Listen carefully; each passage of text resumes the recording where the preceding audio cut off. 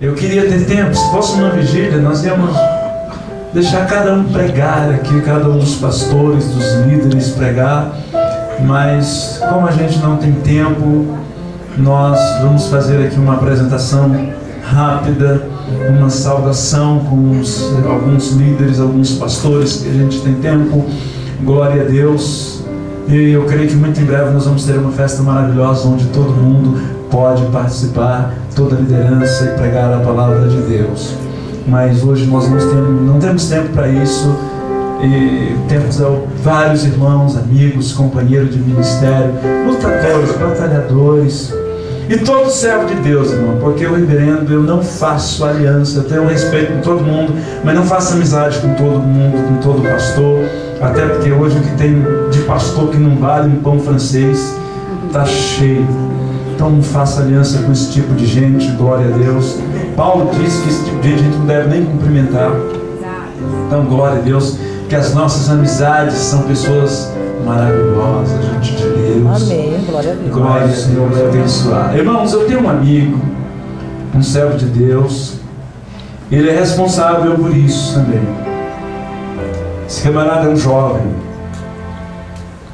ele é jovem, e ele é um camarada meio louco, ele tem uns problemas na cabeça.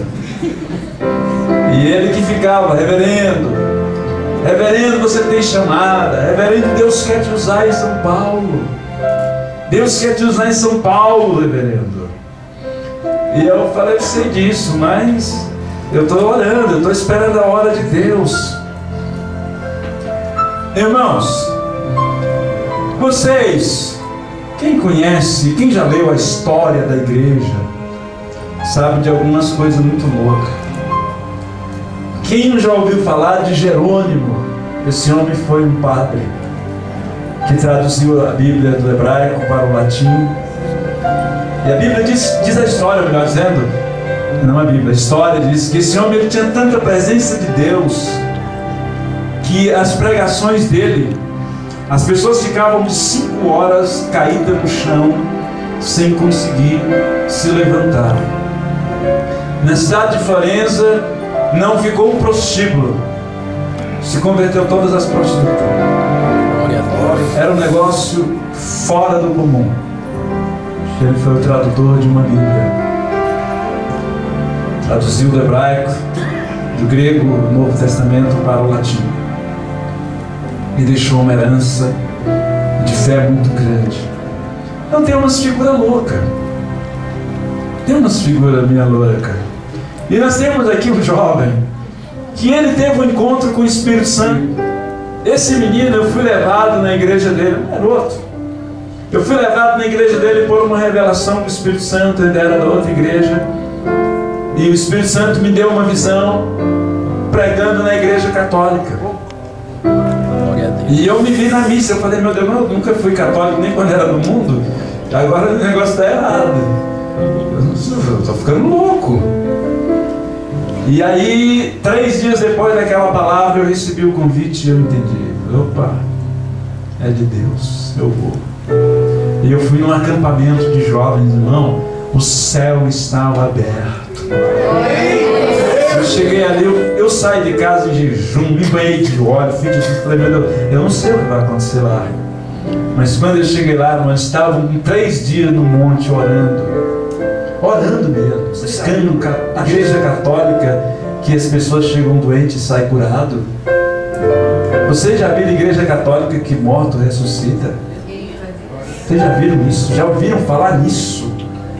Vocês já ouviram falar em igreja católica que os católicos vão para a igreja de Bíblia na mão? Lendo a Bíblia, aprendendo a palavra de Deus. Vocês já ouviram falar nisso? Eu fui criado no Nordeste pelos católicos para a igreja com pedra na cabeça, com o joelho ralado de subir pedra, escada.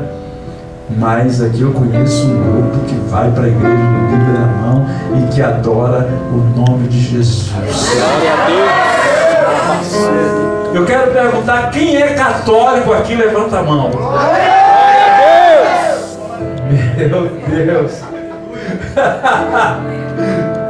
Olha, Eu olho para esse irmão e falo, isso aí é a loucura de Deus. A Bíblia diz que a loucura de Deus é mais sábia do que a sabedoria dos homens. Eu queria que o apóstolo William ficasse de pé. William, fica de pé. Esse é o responsável. Vem, irmão. Glória a Deus. Salvação para os irmãos. Ele dá vermelho, irmão. Que alegria estar aqui com vocês. É isso mesmo. A nossa comunidade teve, na verdade, assim, já vinha no mover do Espírito Santo.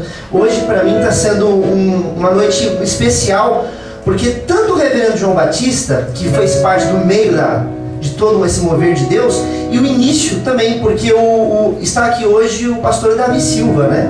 E a primeira vez que eu entrei numa igreja evangélica na minha vida, era o Davi Silva que estava ministrando. Né? Lá na igreja do Avivamento Contínuo, o pastor Daniel Marins, na época. E assim, irmãos, realmente o que o reverendo falou é verdade. Nós temos visto o mover do Espírito Santo ali na nossa igreja. O Espírito Santo nos trouxe uma revelação. Eu sou católico mesmo, da Igreja Católica Apostólica Romana. Sou realmente um líder da Igreja Católica. Mas o Espírito Santo tem nos dado uma missão, uma visão diferenciada. Eu posso te trazer uma leitura rapidamente? Se os irmãos puderem pegar a palavra de Deus, que está em Atos dos Apóstolos, no capítulo 4, no versículo 32. Lá diz assim: a multidão dos fiéis era um só coração e uma só alma. Ninguém dizia que eram suas as coisas que possuía, mas tudo entre eles era comum.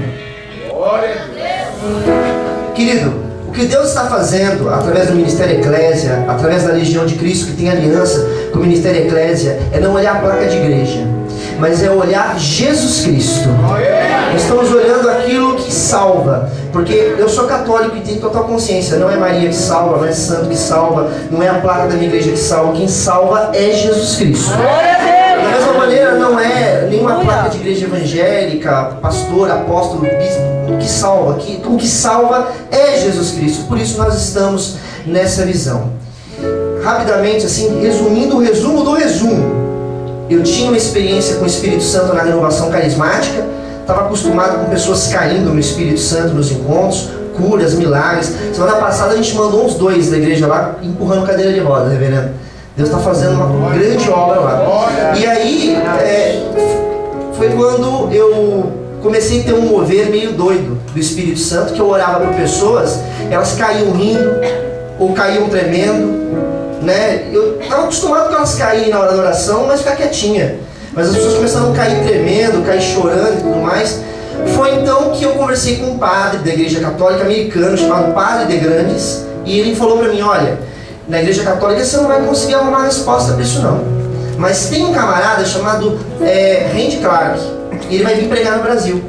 Foi quando ele veio, eu fui até a igreja, o Davi Silva que estava ministrando, e quando eu cheguei lá, e o Davi Silva estava cantando aquela música Precisamos de Tua Presença, e do fogo do Teu Santo Espírito, Senhor, eu quero mais de Ti.